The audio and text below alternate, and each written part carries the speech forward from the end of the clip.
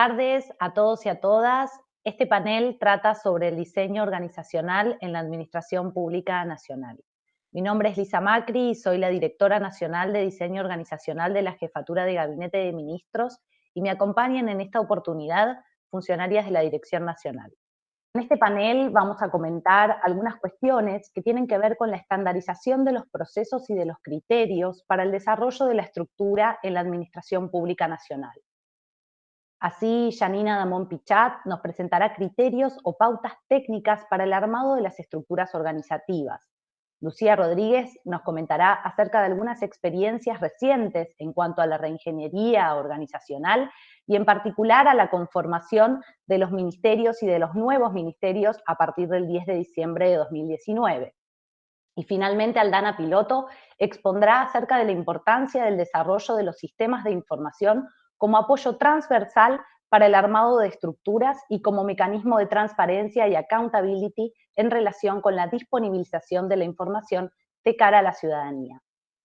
Antes de dar lugar a las exposiciones de cada una de ellas, quisiera comenzar comentando brevemente el marco teórico del diseño organizacional del cual partimos en la dirección, que se ha convertido además, nuestra casa, nuestra dirección, en los últimos años en órgano rector en estructuras organizativas en la APN.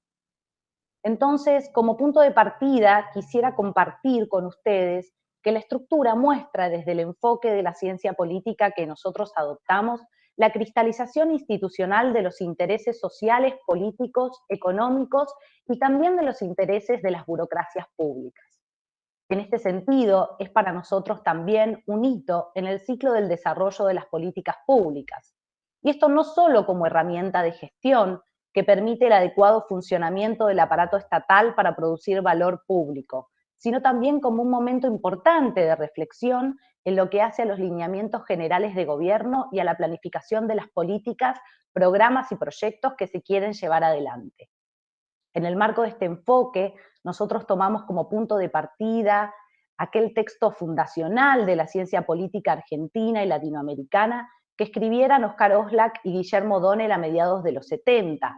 El texto seguramente muy conocido por todos ustedes es el de Estado y políticas estatales en América Latina hacia una estrategia de investigación. Allí los autores planteaban fundamentalmente que las políticas estatales son generadoras de un doble proceso: el social, aquel que está dado por las relaciones de fuerzas entre actores en la arena pública, y también el proceso interno al Estado.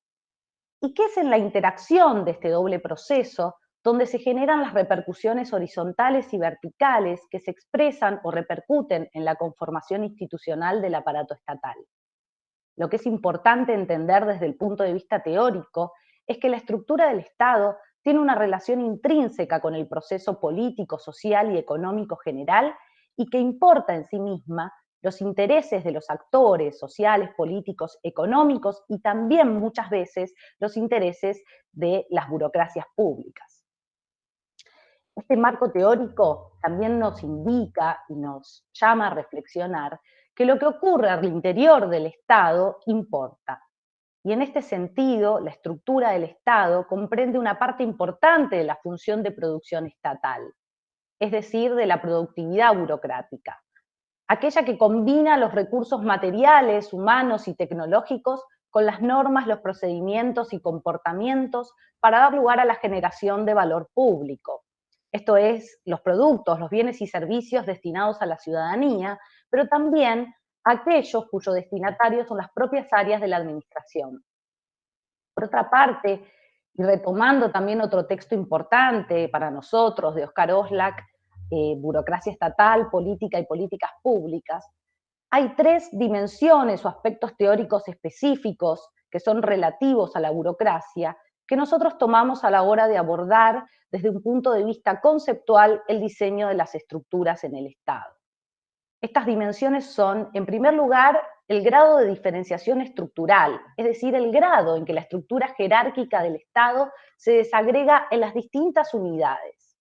Luego, el grado de especialización funcional, es decir, la especificidad técnica requerida a nivel operativo dada por la división del trabajo entre las unidades y las tecnologías y conocimientos específicos que van adquiriendo cada una de ellas.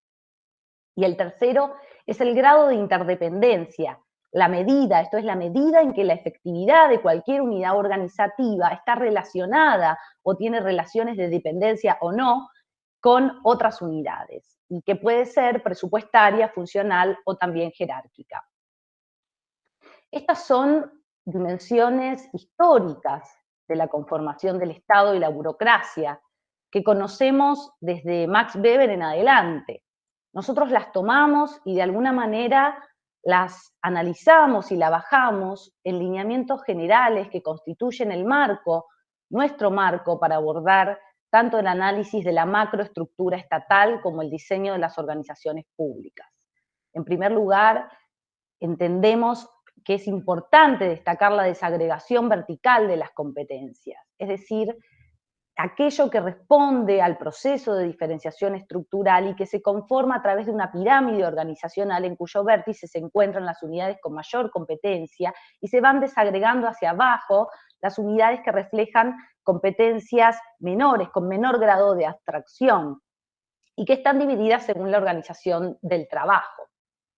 Esta dimensión, que es muy importante, tiene también un correlato normativo en las normas en las que se aprueban la estructura estatal.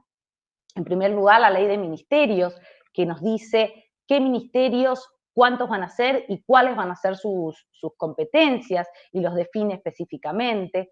Luego, el decreto de organigrama de aplicación, que define las autoridades de nivel político, es decir, las secretarías y subsecretarías, y sus objetivos de gestión, así como el ámbito de actuación de los organismos descentralizados y desconcentrados de la administración pública.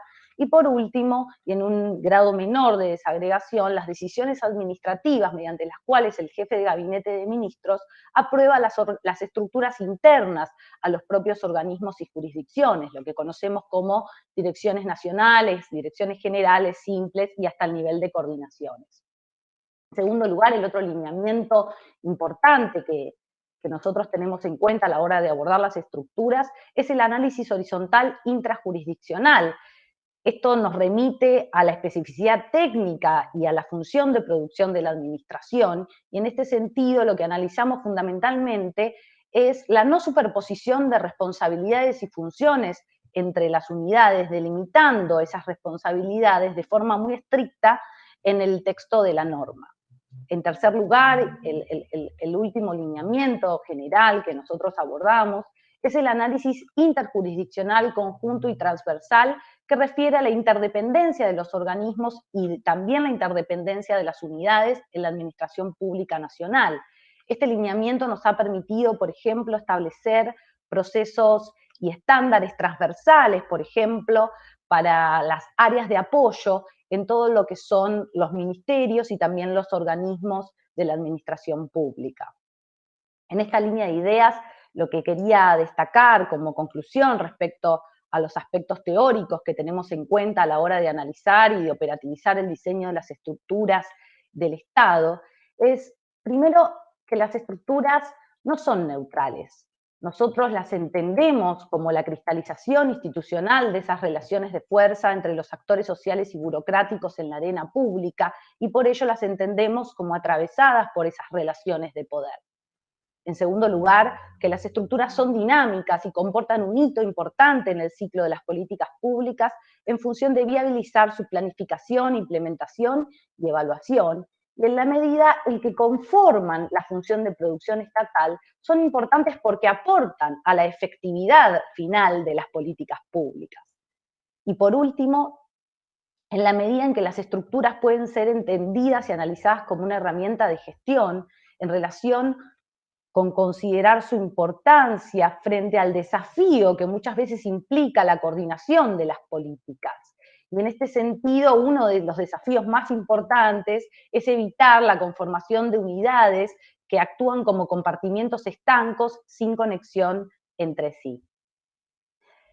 Ahora sí, bueno, y sin más preámbulos y después de haber expuesto algunos de los aspectos teóricos que para nosotros son importantes a la hora de analizar las estructuras, le doy la palabra a Janina, quien comenzará con la primera ponencia del panel. Muchas gracias. Bueno, ante todo, muchas gracias, Lisa, por la presentación. Mi nombre es Janina Damon Pichat, soy magíster en Administración y Políticas Públicas, trabajo en el Estado Nacional hace 15 años y en este momento soy la coordinadora de análisis técnico organizacional de las áreas políticas, económicas y productivas de la Dirección Nacional de Diseño Organizacional. En este primer apartado del panel voy a referirme a los criterios y parámetros que utilizamos para el diseño y rediseño de las estructuras organizativas de la administración pública, ya sea ministerios u organismos descentralizados, y cuál es la vinculación de esta implementación de parámetros organizativos con el fortalecimiento de las capacidades estatales. En primer lugar, voy a mencionar que el proceso de diseño y aprobación de las estructuras puede dividirse en 4 etapas principales: una etapa de preparación y lanzamiento, seguida por el relevamiento y la sistematización de información brindada por los organismos, que nos permite diseñar un diagnóstico y conformar la línea de base, para luego pasar a una tercera etapa, que es la del diseño de la estructura propiamente dicho, finalizando por una cuarta etapa referida a la elaboración y la aprobación de la normativa que aprueba esa estructura. En la primera etapa de preparación y lanzamiento, básicamente nos dedicamos a fortalecer el vínculo, hacer un vínculo sólido con los referentes, con lo que denominamos la contraparte de las organizaciones, mediante conversaciones y reuniones que vamos manteniendo para establecer la metodología de trabajo y las pautas que vamos a utilizar para diseñar la estructura. En este punto es importante generar un trabajo conjunto con los referentes de cada organización para empezar a comprender cuál es el estado de situación del organismo, cuál es su funcionamiento y sus procesos internos, y cuáles son las necesidades que ellos nos presentan.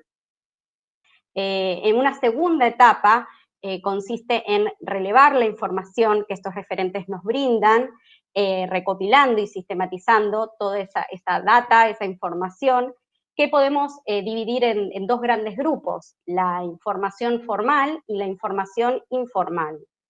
La primera refiere básicamente a cuestiones que para nosotros son fundamentales, como conocer cuál es la norma de aprobación de la organización, mediante qué jerarquía de norma aprueba su estructura organizativa, si es que lo hace por decreto, decisión administrativa o resolución en el caso de un titular de organismo, cuál es el convenio colectivo o el escalafón que rige en esa organización, cuáles y cuántos son los cargos de conducción en la estructura vigente y el presupuesto asociado a esa estructura.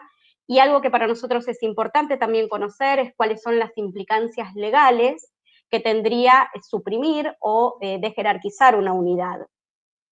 Respecto a la otra pata de la información, lo relacionado con la información informal, que se vincula más con lo que es el ámbito político institucional, es importante conocer o ponernos al tanto de cuáles son las relaciones internas de poder o las influencias en los procesos de toma de decisiones, cuáles son los vínculos de la organización con otros organismos, las relaciones con los sindicatos, la misión, la visión y los valores de la organización. En definitiva, todo lo que representa la cultura organizacional.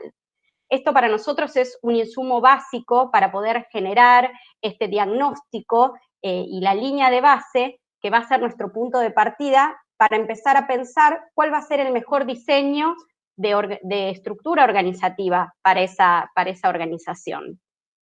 En esta tercera etapa de diseño o de reingeniería organizacional, ponemos el foco específicamente en los objetivos políticos y estratégicos que tiene la organización, cuáles son los productos y servicios que ofrece a la ciudadanía, y en ese punto, quiénes son los destinatarios de estos bienes y servicios, y bueno, empezar a pensar un poco cuáles son las responsabilidades y acciones que deberán tener cada una de las unidades organizativas que viabilizarán o permitirán alcanzar esos objetivos macro de la organización. En este tiempo de experiencia que viene acumulando la Dirección Nacional, se nos presentó la necesidad de implementar o institucionalizar una guía de pautas y criterios que estableció la dirección en su calidad de órgano rector en la materia. Voy a mencionar algunos de estos criterios, comenzando por los niveles organizacionales de la estructura. Ustedes saben que los ministerios y varios organismos descentralizados están regidos por el convenio CINEP, por lo cual lo que conforma la alta dirección pública se corresponde con 4 niveles organizacionales, que son las direcciones nacionales o generales, las direcciones de primero o segundo nivel operativo y las coordinaciones, que tienen una relación, una correspondencia directa con los 4 niveles de función ejecutiva que establece el convenio CINEP. Por otra parte, lo que hace la dirección es relevar la dotación por unidad para alcanzar un promedio coherente entre cantidad de agentes por unidad organizativa, sin tener miramientos en las modalidades y tipos de contratación, ya sea planta permanente o contratados. Respecto a lo que es la superposición de funciones que mencionaba Lisa al inicio de la presentación, ustedes saben que las organizaciones públicas se caracterizan por su interrelación, interconexión y coordinación de sus funciones para alcanzar sus objetivos con otras organizaciones. En ese punto analizamos detenidamente cuáles son las competencias de cada organismo y qué unidades van a intervenir en cada proceso de política pública, justamente para evitar esa superposición de funciones.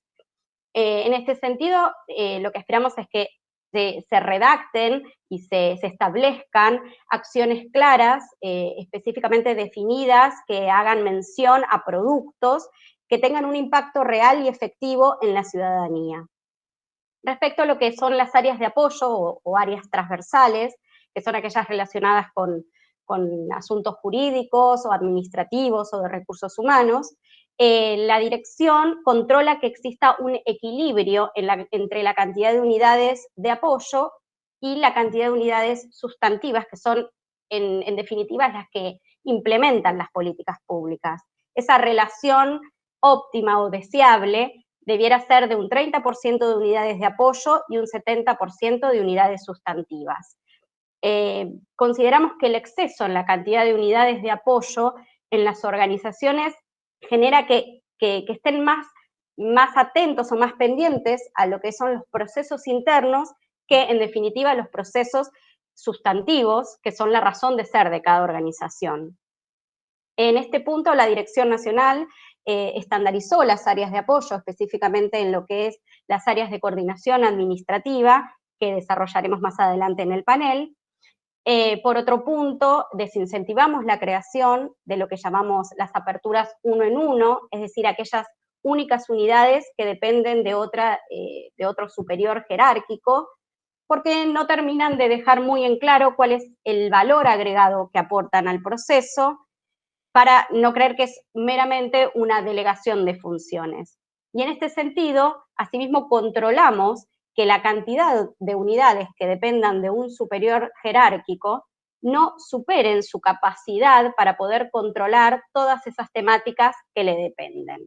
Estos son algunos de los criterios que utilizamos para generar, en definitiva, lo que es la estructura organizativa. Esa estructura, pasando a una cuarta y última etapa, se proyecta mediante la aprobación de una normativa, que en este caso es una decisión administrativa firmada por el jefe de gabinete, en donde se detallan las acciones y las responsabilidades de cada unidad organizativa y los organigramas que representan gráficamente la disposición de esas unidades organizativas y su dependencia jerárquica y funcional. Esta normativa es importante que sea publicada en el boletín oficial, porque esa publicación le confiere la legalidad y legitimidad al funcionamiento de la organización. Bueno, finalmente, para concluir, me parece que es importante señalar que desde la Dirección Nacional aspiramos a generar estructuras organizativas que sean herramientas ágiles y dinámicas y que tengan la suficiente flexibilidad para adaptar su diseño a las necesidades y objetivos de cada gestión de gobierno, y que posibiliten la implementación de las políticas públicas. El diseño de las estructuras tiene un gran impacto en el desempeño de las organizaciones, dado que mejoran la comunicación intra e interorganizacional, generan fluidez en los procesos de toma de decisiones, empoderan a los equipos de trabajo, determinando claramente la responsabilidad de cada uno de ellos, y optimizan la utilización de los recursos, ya sean materiales o humanos. Todo esto contribuye al fortalecimiento de las capacidades organizacionales, entendiendo estas capacidades en términos del funcionamiento interno de la organización, de la consecución de los objetivos de la misma y de la satisfacción de la demanda de las necesidades de la sociedad y de la ciudadanía. Bien, no quisiera despedirme sin antes agradecer a la Asociación Argentina de Estudios de Administración Pública por este espacio concedido, y ahora le doy la palabra a Lucía Rodríguez. Muchas gracias. Muchas gracias, Janina. Hola, ¿cómo están todos? Me presento, mi nombre es Lucía Rodríguez, trabajo en el Estado Nacional desde 2009, me fui desempeñando en distintas áreas, principalmente de la jefatura de gabinete, y actualmente soy la coordinadora de análisis técnico organizacional de áreas sociales, educativas y de seguridad de la Dirección Nacional de Diseño Organizacional.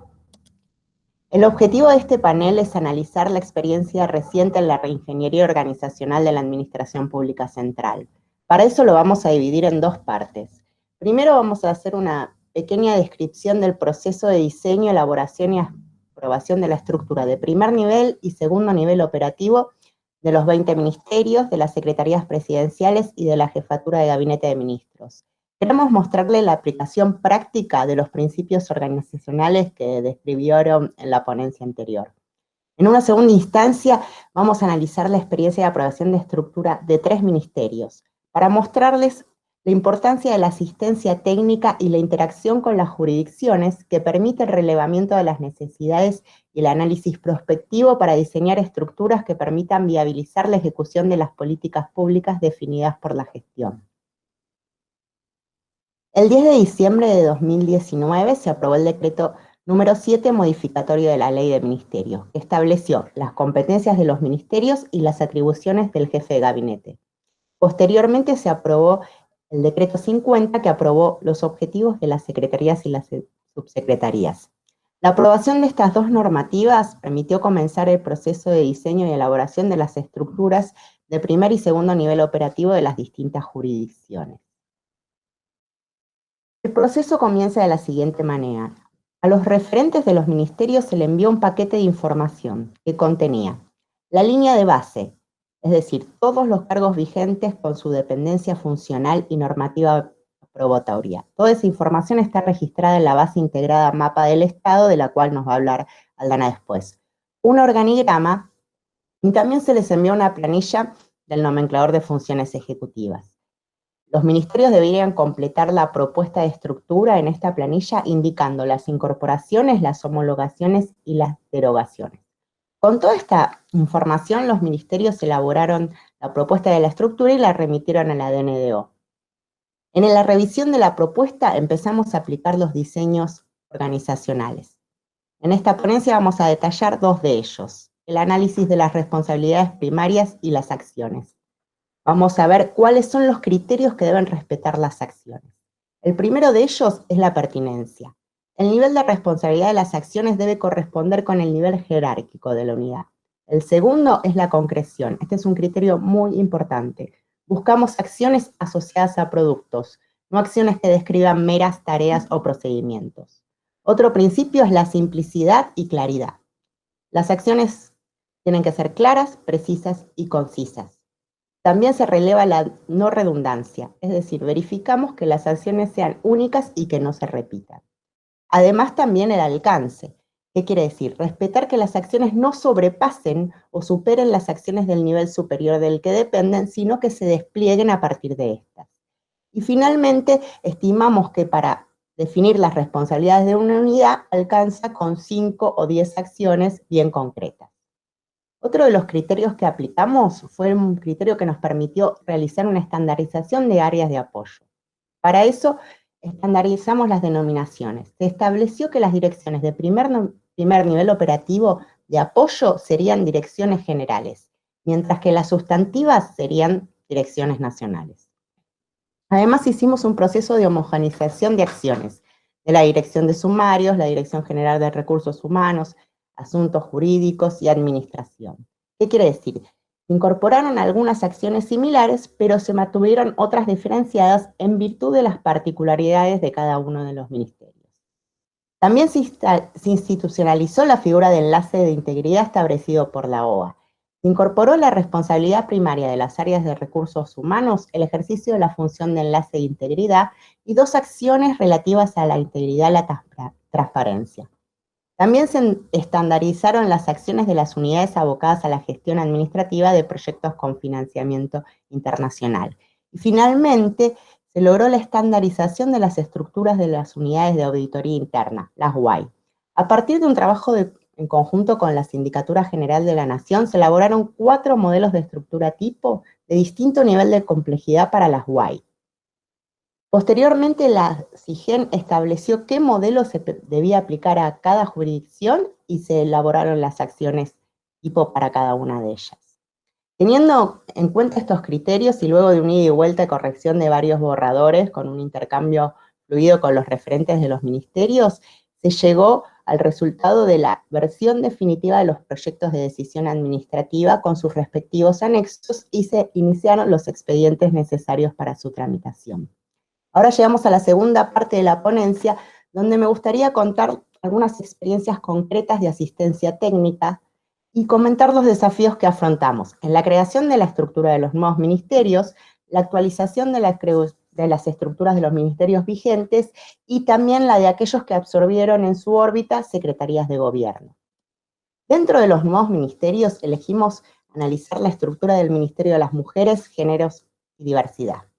El proceso de aprobación de la estructura estuvo íntimamente ligado a la definición de los procesos internos. ¿Qué queremos decir?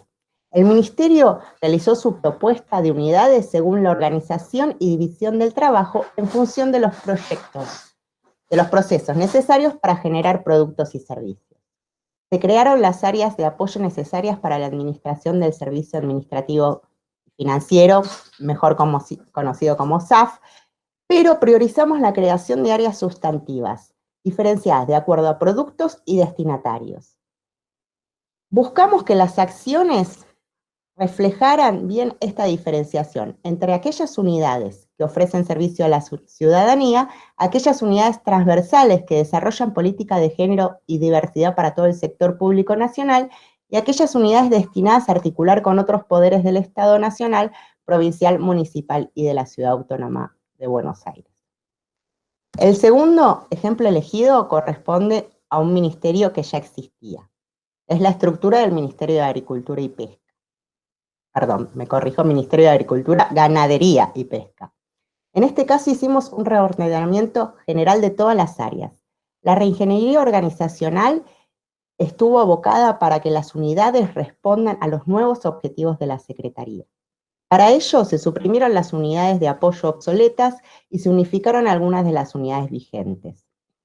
Se modificaron las responsabilidades primarias y acciones de las unidades vigentes para que respondan a los nuevos objetivos y finalmente se incorporaron unidades sustantivas a la Secretaría de Alimentos, Bioeconomía y Desarrollo Regional, a la Secretaría de Agricultura, Ganadería y Pesca y a la Secretaría de Agricultura Familiar, Campesina e Indígena. Llegamos de esta manera al último ejemplo, el de aquellos ministerios que absorbieron las secretarías de gobierno. Ahora vamos a analizar la estructura del Ministerio de Desarrollo Productivo.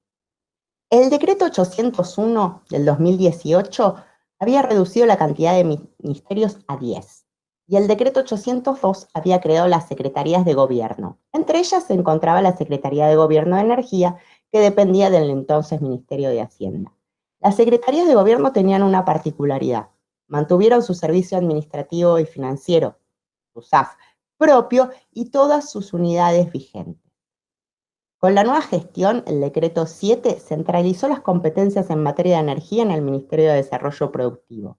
Entonces, el proceso de diseño de la estructura estuvo marcado por la necesidad de unificar áreas de apoyo que se encontraban duplicadas.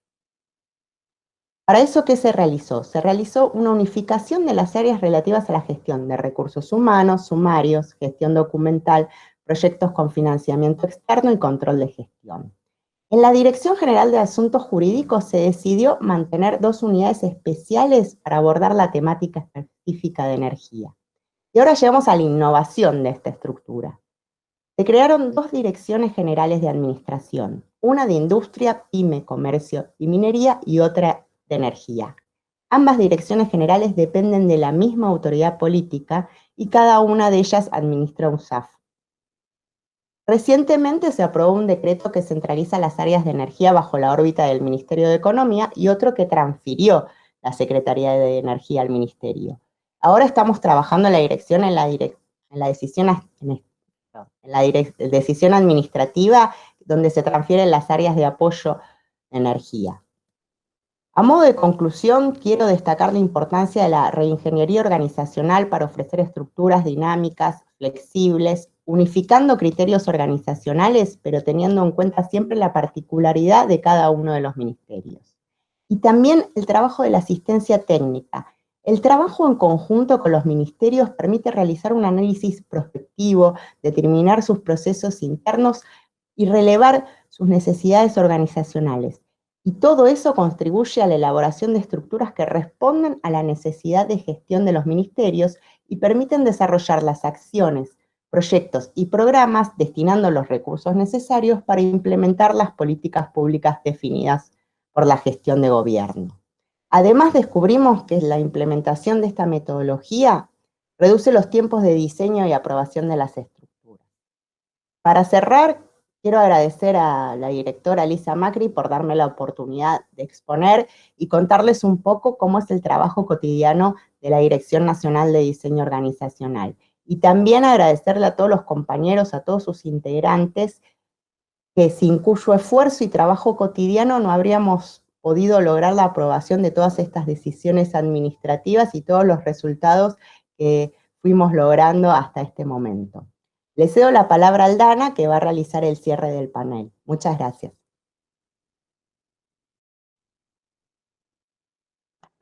Hola, gracias Lucía. Soy Aldana Piloto, estoy en el ámbito público hace 16 años. Siempre estuve ligada a tareas que hacen a la administración de bases de datos y al análisis funcional. Estoy vinculada al proyecto Mapa del Estado desde el 2015 y desde el 2018 coordino el área.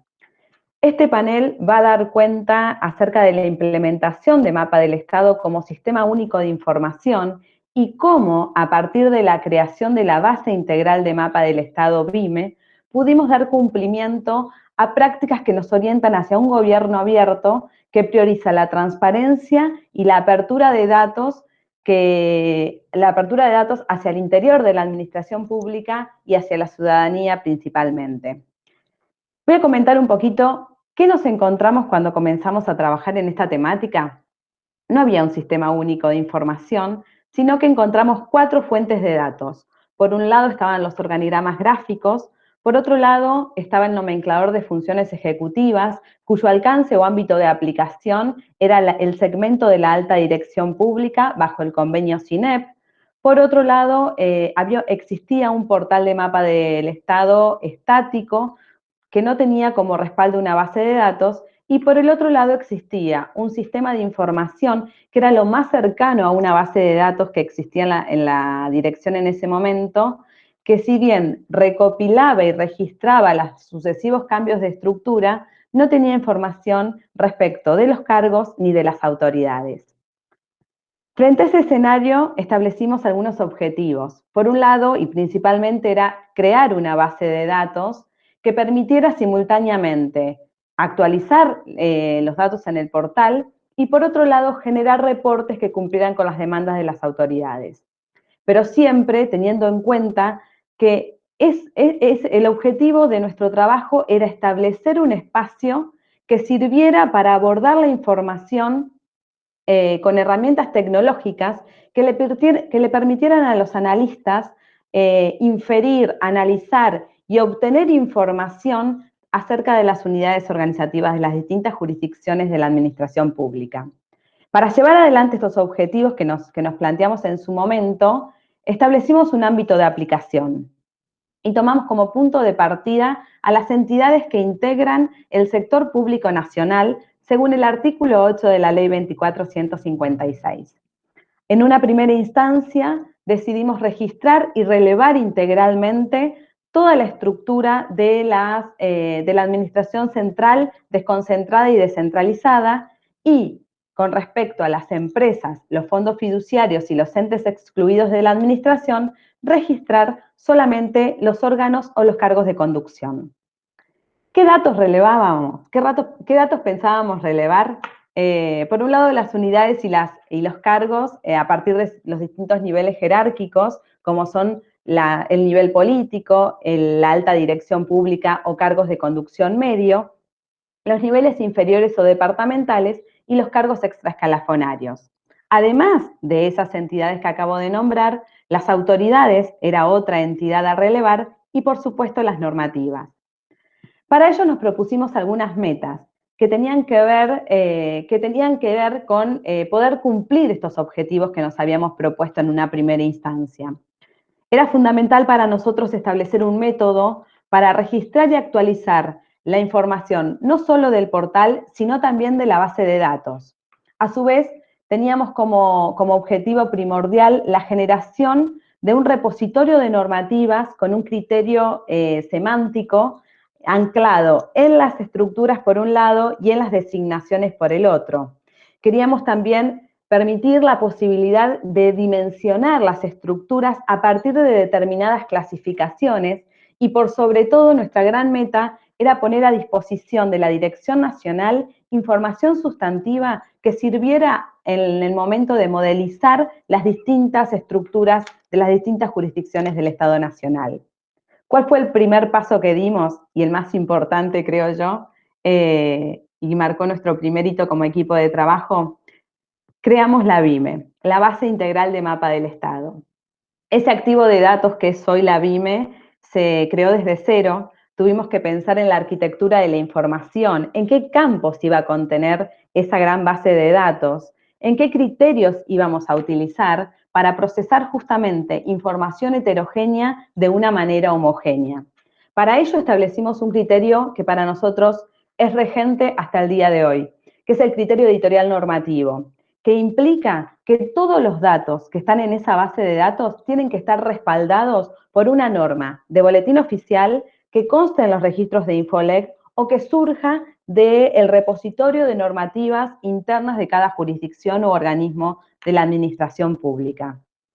¿Qué tareas llevamos a cabo para crear esta base de datos?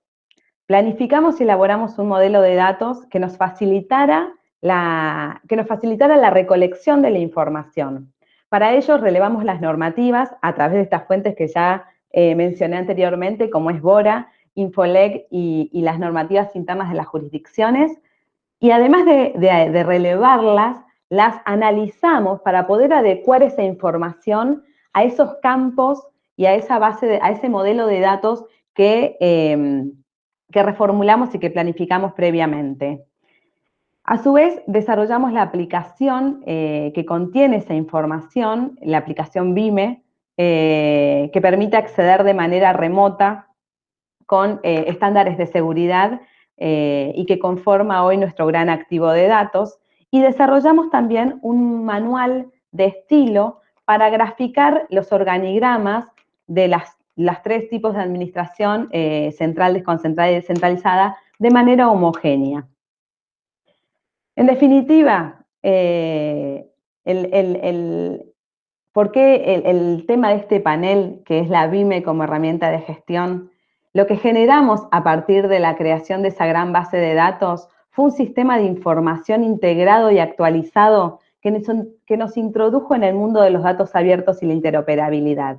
Y este hecho marcó nuestro segundo gran hito, ya que nos permitió dar cumplimiento al decreto 117 del 2016 que impulsa el Plan de Apertura de Datos del Gobierno Nacional. A nivel interno es una herramienta de gestión transversal porque dota de información de calidad a la administración pública y esto es fundamental a la hora de la toma de decisiones.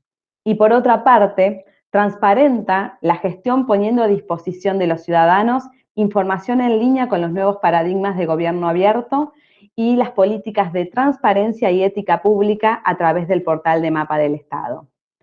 En definitiva, la BIME posibilitó el acceso a datos abiertos sobre las estructuras y a informes sobre la composición de la estructura organizacional del Estado a partir de diferentes variables como pueden ser el nivel operativo, la naturaleza de las unidades, los tipos de administración, la distribución de género en cuanto a los cargos ocupados. Y aquí quiero remarcar que este hecho, la generación de informes o reportes, marcó nuestro gran tercer hito en cuanto a que permitió al ciudadano el acceso a información procesada y a información histórica, ya que recientemente hemos publicado un informe sobre la distribución de género en los cargos de nivel político desde el 2003 al 2020.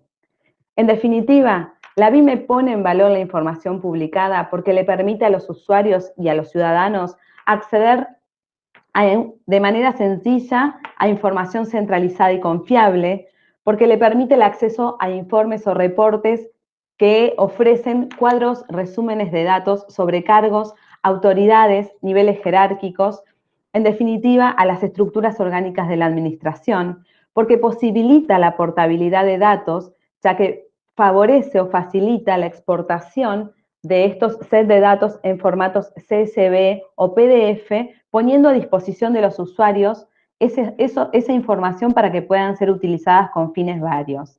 En definitiva, lo que hizo la BIME y lo que sigue haciendo es impulsar la transparencia y la accesibilidad a datos públicos de manera integradora y sencilla. Finalizo mi exposición respondiendo a la pregunta que convoca este segundo congreso, que es ¿qué desafíos nos presenta la administración pública en tiempos de cambios disruptivos?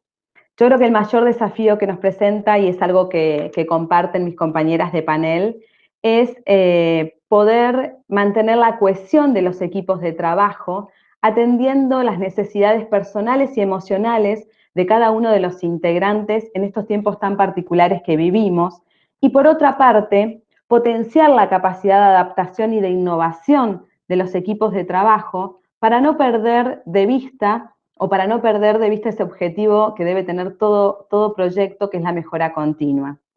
Ya cerrando, quiero destacar el rol de la tecnología en este tiempo de pandemia, ya que en nuestro equipo, al contar con un único sistema de información al cual se puede acceder de manera remota, nos permitió y nos permite seguir cumpliendo con los objetivos planteados al principio de gestión.